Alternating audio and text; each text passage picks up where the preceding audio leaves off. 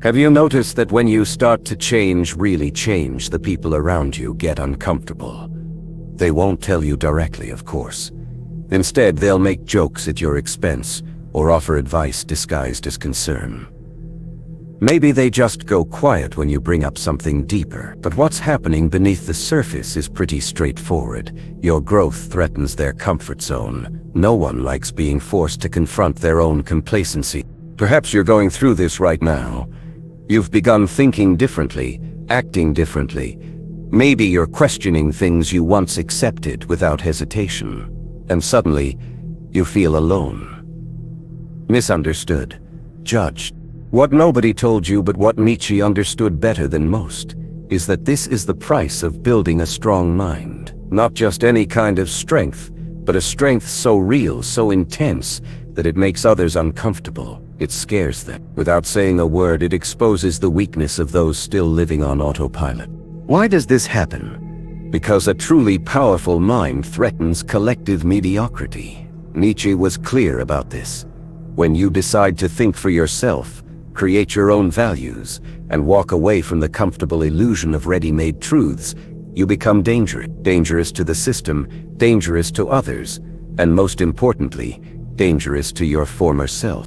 This isn't meant for those seeking comfort or easy answers. This is for you, the person tired of being held hostage by your insecurities.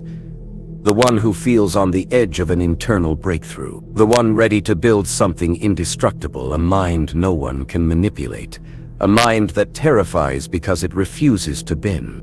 If you're ready for this path, lonely and difficult but utterly transformative, then keep reading. What Nietzsche has to teach might confront you, but it can also set you free.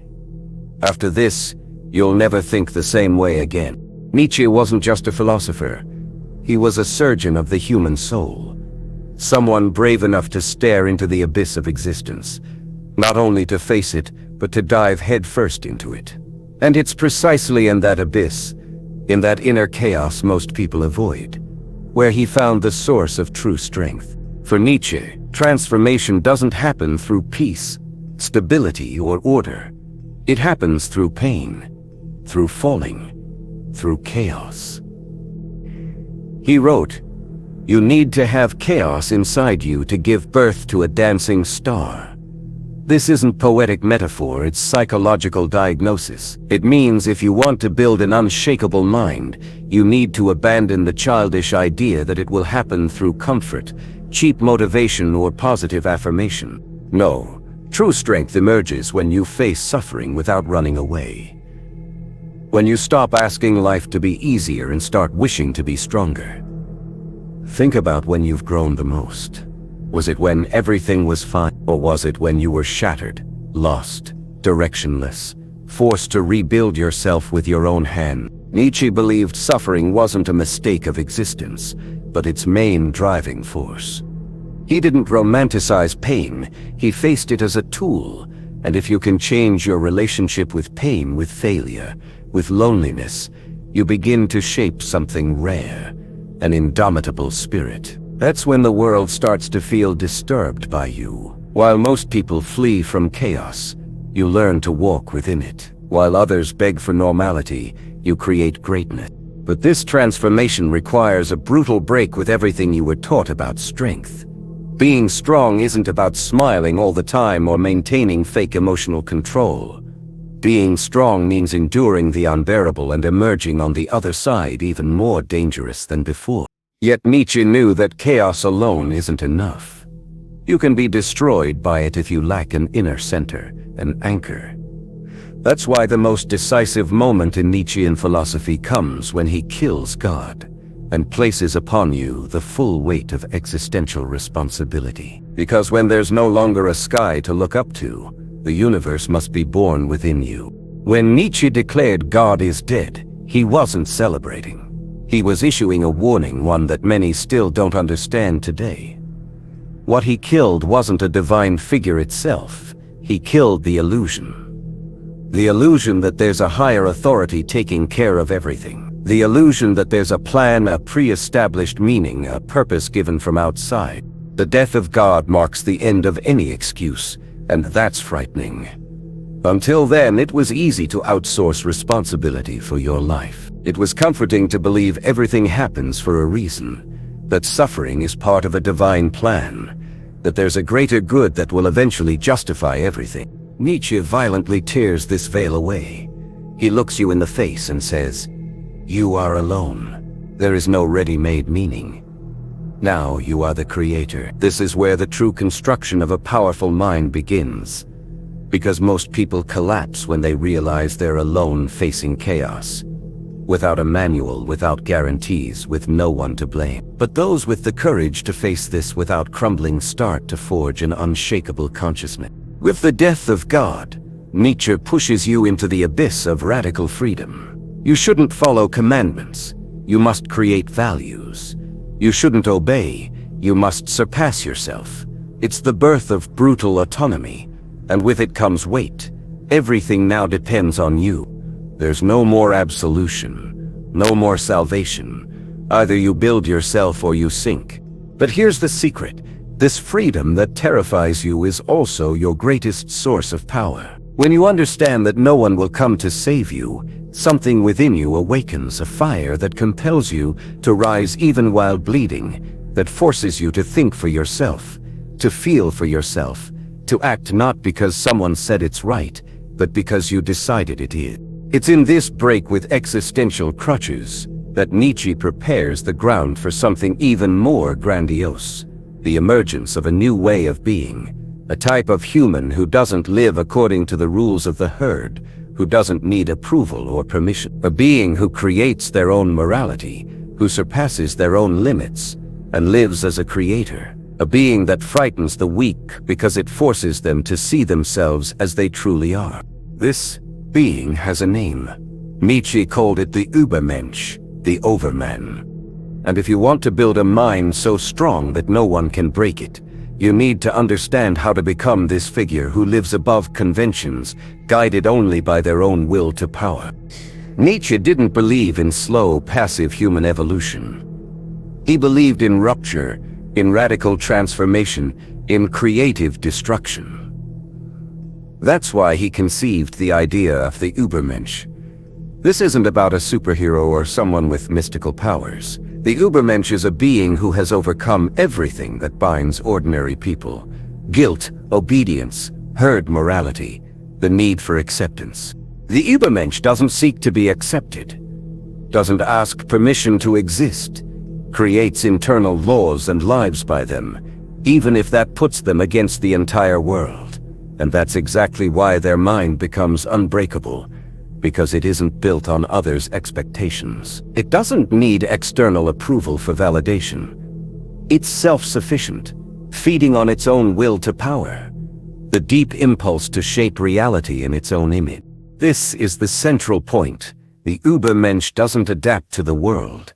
They impose meaning on the world. They don't seek comfort. They seek greatness. They don't ask, is this allowed?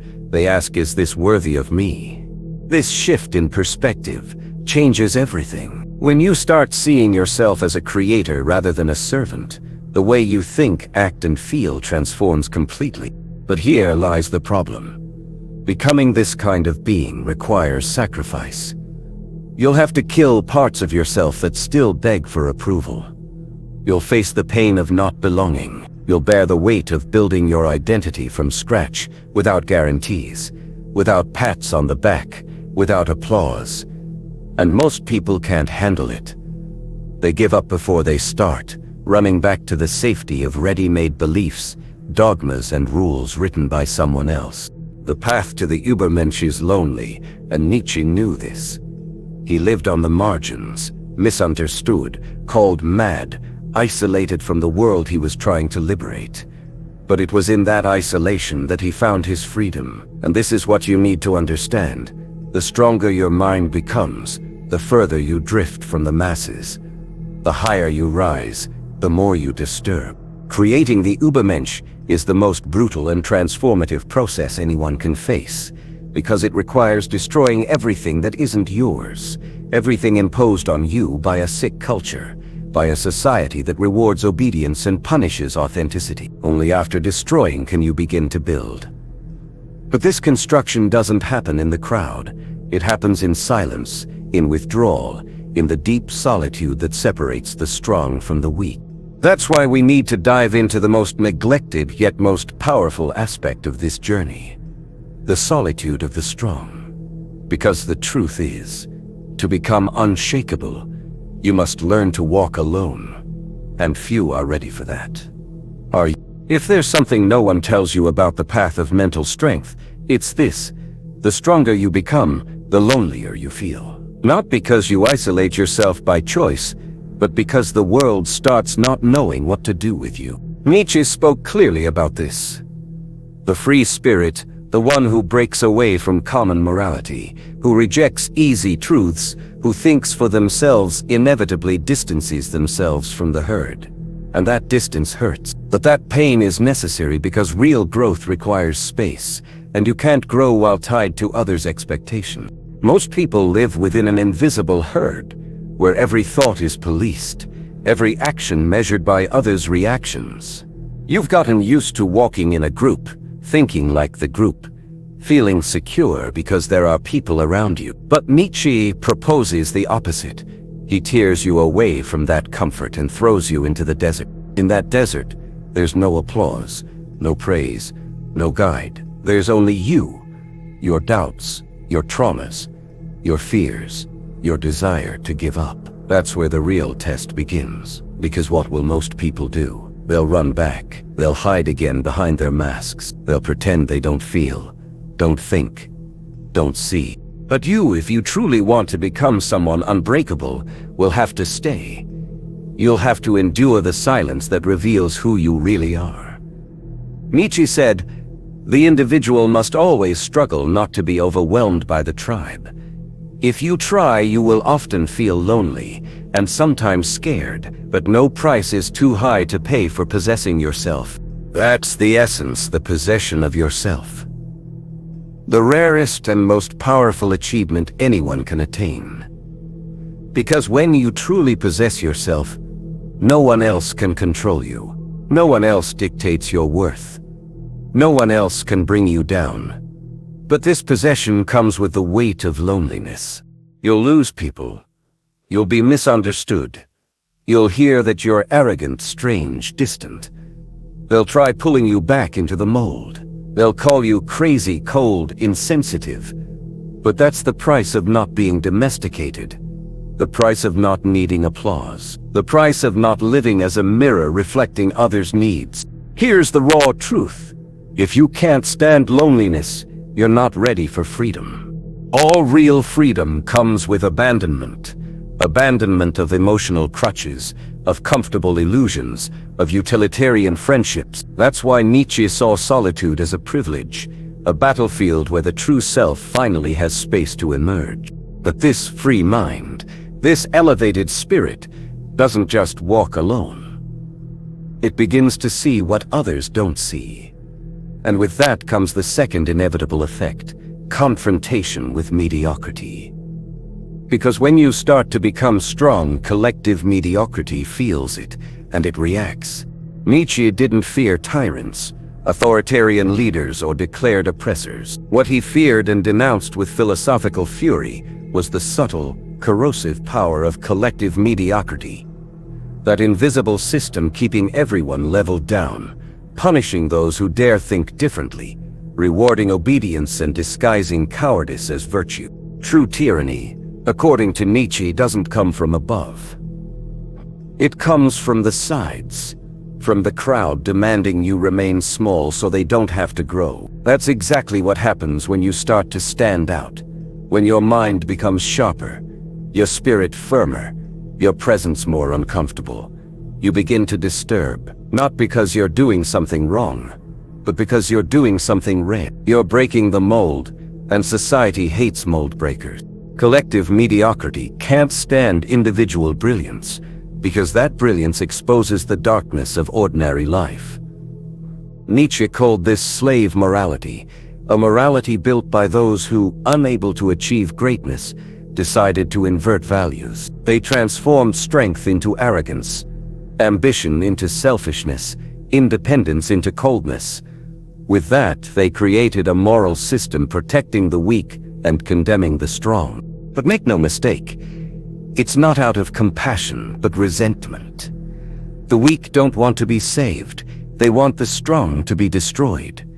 That's why when you start liberating yourself, they attack you, sometimes directly, sometimes subtly, with looks, silence, irony. But the message is clear: go back to the group. You're making us feel small just by being who you are. Nietzsche understood that most people live in paralyzing conformity, an existence shaped by fear, guilt, and obedience. Anyone questioning this state becomes a threat. But don't be fooled, mediocrity doesn't attack with force. It attacks with numbers, with consensus, with the weight of repetition. It tries making you doubt yourself, making you think you're wrong for not fitting in. It uses all social resources, from shame to exclusion, to make you lower your head. This is when many give up. They can't bear being the strange one, the difficult one, the arrogant one. But Nietzsche would give you another name necessary. Because while the world revolves around recycled ideas, manufactured desires, and comfortable truths, it's the strong individual who brings the necessary discomfort for something new to be born. Your difference is the spark of transformation, but also the target of resistance. Being strong, thinking freely, living autonomously, all this declares war against collective mediocrity. And like any war, it requires preparation, requires weapons. Not physical weapons, mental weapons. You've made it this far. That already sets you apart from the majority. Most people would have stopped reading at the first provocation, run away at the first discomfort, or turned away the moment they realized this isn't content meant to stroke the ego. It's a call to action for those ready to let go of comfortable illusions and face reality with eyes wide open. Building a mind so strong it becomes feared isn't just a choice, it's a renunciation.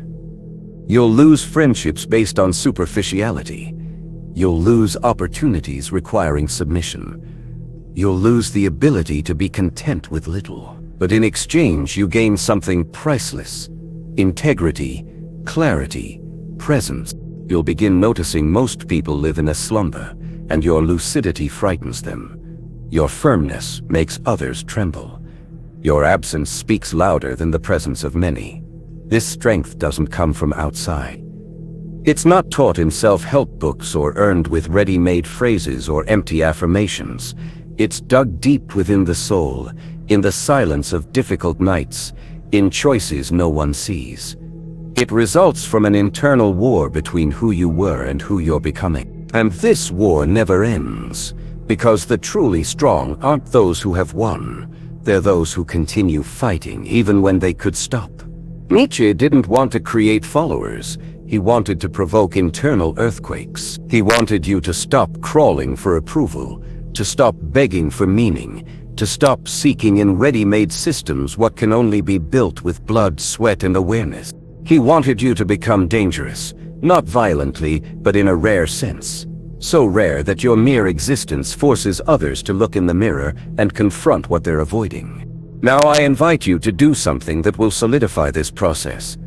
Write down a truth you're tired of hiding, an opinion you're afraid to voice, a thought that makes you feel isolated but represents who you truly are. This is part of the journey: claiming your voice, showing your presence, and declaring you will no longer bend. If something inside you has awakened, don't stop here.